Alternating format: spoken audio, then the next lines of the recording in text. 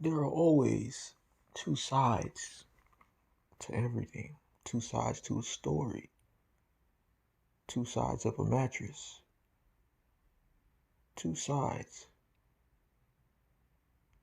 is within everything. Duality and polarity. What are they? Duality is dealing with the number two, which is a very significant number.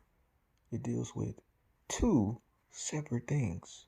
It deals with the left and the right. It deals with a good and an evil. It deals with a masculine and a feminine. Duality is dual. Think about the word dual. Dual is like this and that. Polarity is also the same way. You ever heard the phrase polar opposites? You ever heard the phrase parallel parking? It's like always the same concept. It's two. Number two is just a exponential number. In this case, I'm going to speak on people because we're all people. We can relate to people. That's what we here for.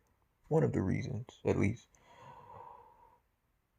So in people, the prototypical makeup of a person, there's a masculine and there's a feminine. Generally speaking, people like to identify with what they feel most strongly with, which is fine, but they also limit themselves in a lot of ways.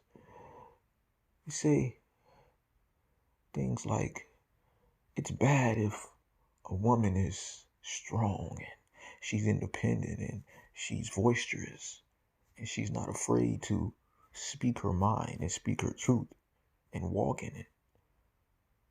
That's considered masculine. A man expressing his emotions, his dissatisfaction, his disservice with particular things, being vulnerable about who he is and what he feels, that's considered feminine. But in my opinion, within all of us, both sides reside, and we must use both sides equally. They're both powerful. Different scenarios call for different measures. And the sooner that you begin to grasp and begin to embrace that you are dualistic, you will uncover immense power and immense opportunity. You will walk this life as a person that not many are capable of being.